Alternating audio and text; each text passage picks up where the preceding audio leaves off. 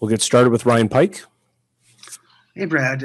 I'm just curious, from your perspective, how did this whole process unfold in terms of when did you get an indication of Mark's claiming by Seattle? And I guess what was the conversation like when you talked to Mark about it?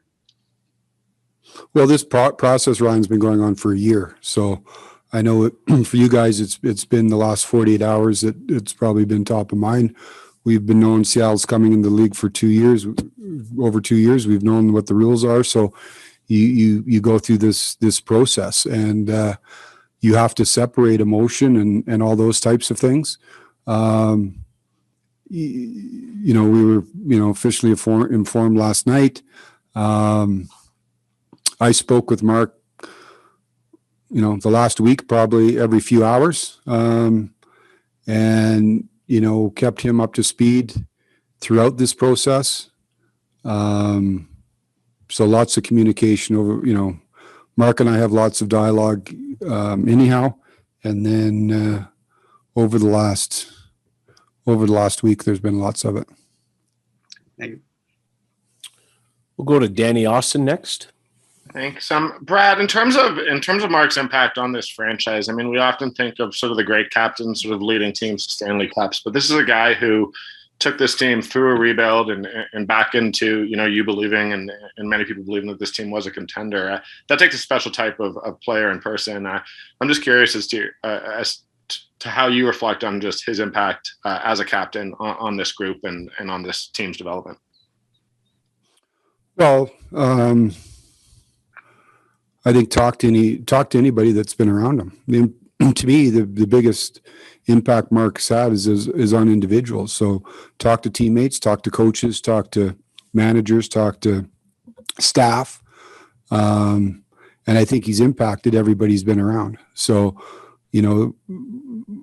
I've used since I've been here, my first talk to all of our young players is when you get to Calgary, you'll see a stall that's got number 5 on it. Watch what he does and just do that, and you'll be all right. So that's the biggest compliment we've said to it.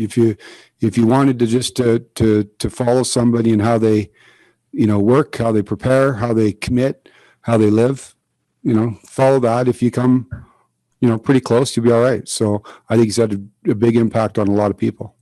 And then when did you first start having conversations with him about this possibility? I mean, it's something that obviously everyone sort of knew was a possibility, but when did you guys personally talk about it first?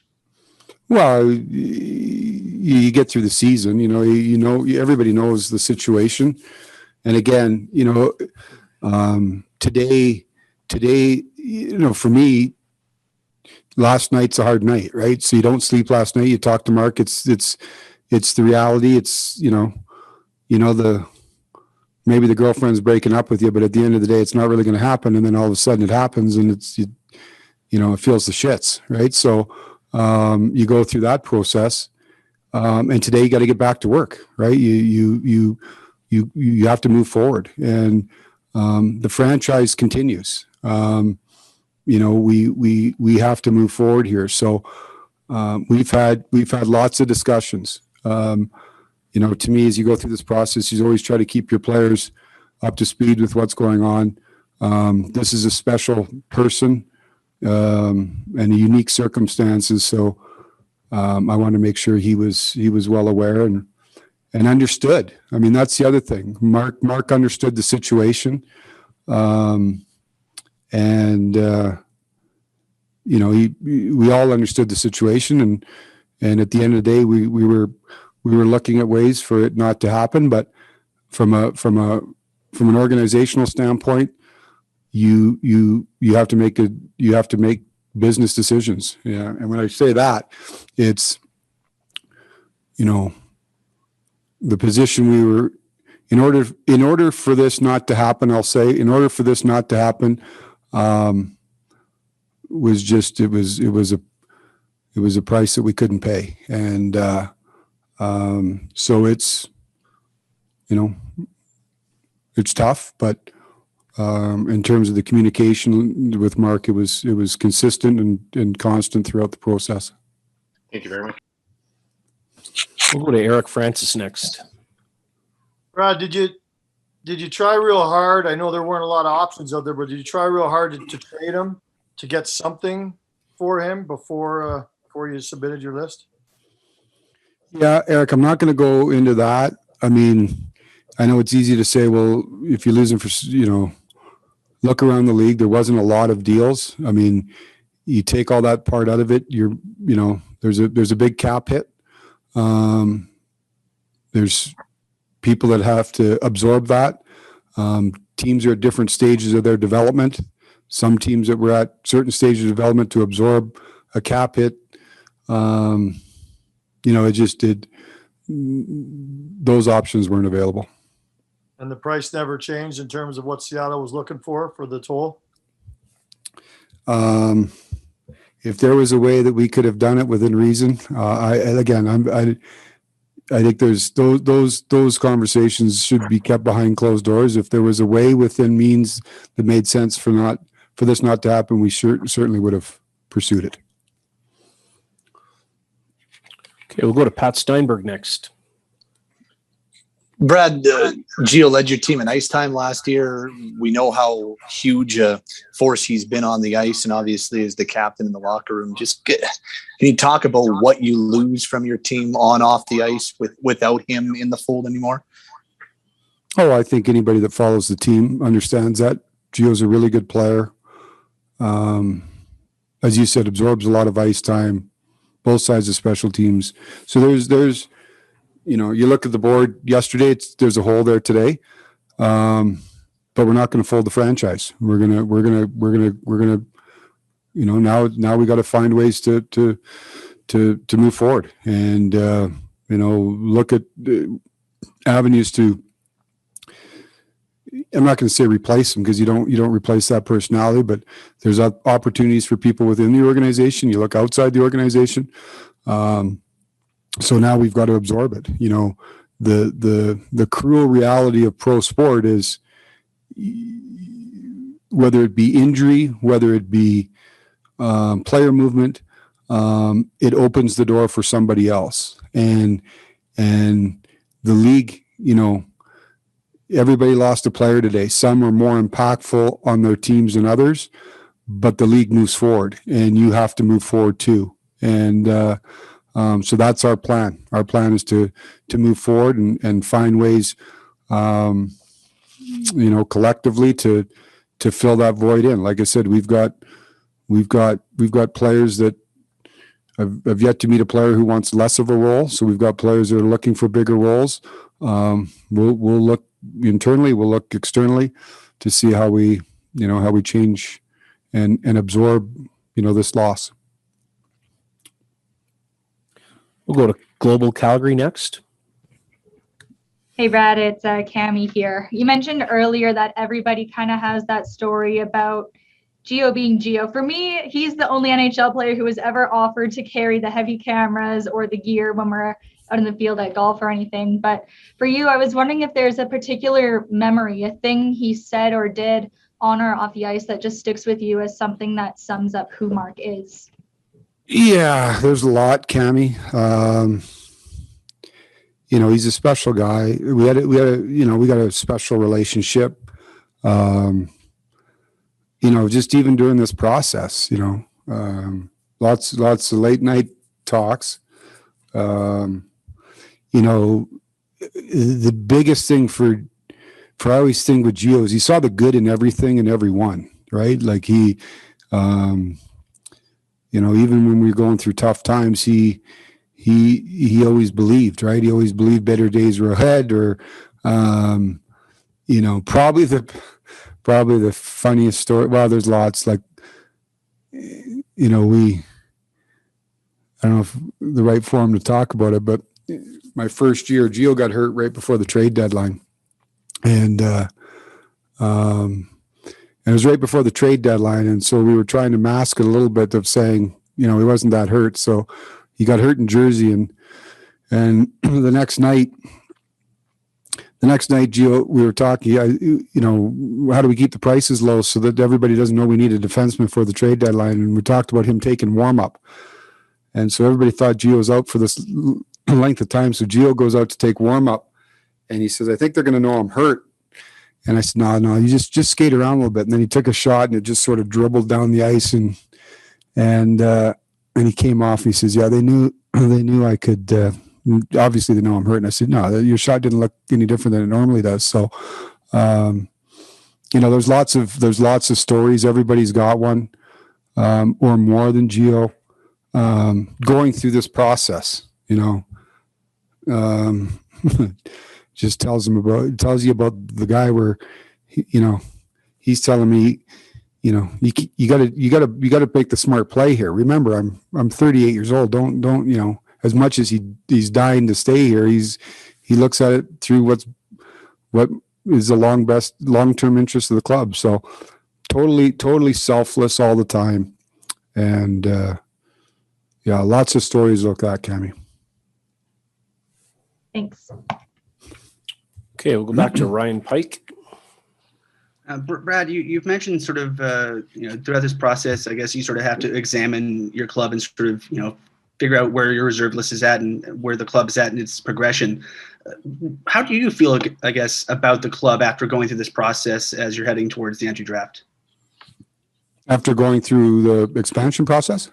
Yeah, as I imagine you probably, every spot on the projection list, you probably needed to rationalize why you're protecting one player over another. And I guess, you've been through this twice. How do you feel your team is progressing so far?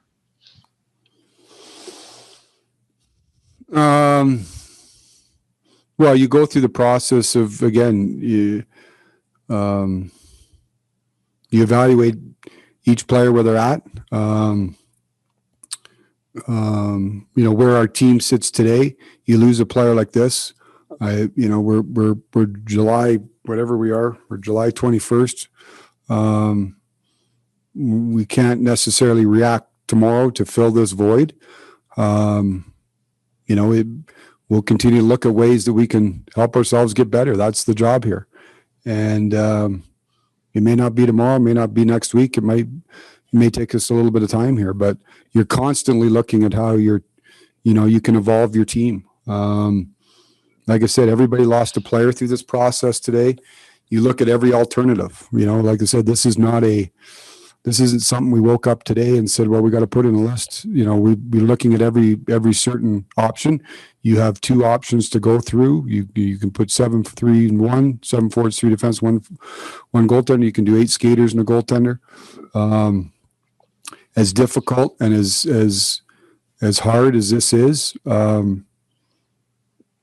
we felt, and again, I'm the one that made the decision, right? So this is, we can talk about how difficult it is losing Gio, and it is, but I had to, at the end of the day, the buck stops here that I made that decision. And we move forward. And I guess just a quick follow-up. I know, it's a flat cap for the foreseeable future, and this is probably not the way you hope to gain it, but does it sort of help you breathe a little bit in the offseason knowing you have a bit more cap room than you did 24 hours ago? Having cap space, people, I think, it's an important tool in the cap world. It's very, very valuable. It's how you spend it is also as valuable. So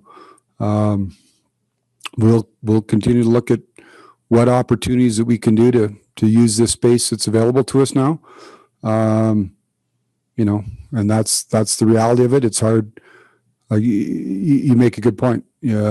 Certainly you wish you come about that space in a different manner, but this is where we are today. And now it's our job, our collective job in the hockey department to figure how we move forward. Okay, we'll go to Pat Steinberg. Brad, I without telling tales out of school, how were those conversations with Gio? How did he take it, knowing that this is the only organization he's played for in his NHL career? Well, I mean, like I said, the process was a long one in terms of talking about what could happen and what we're trying to do and what we can't do, and but you're real transparent with the player. Like this isn't just any player, and you try to do that with any player in this situation. But certainly, this is unique circumstances with a unique guy. He was awesome through the process. Some days he was consoling me. Some days I'd console him. That went back and forth. Probably at the real, like I said, when it becomes a reality, there's a lot of emotion, right? Like you can prepare to jump off the cliff it's different when you're in the middle of the air, right? You get a different feeling when it's actually happening. So lots of a range of emotions. The other part of this, it's a sad day in Gio leaving, and what we talked about too is, as sad it is, it's exciting for him.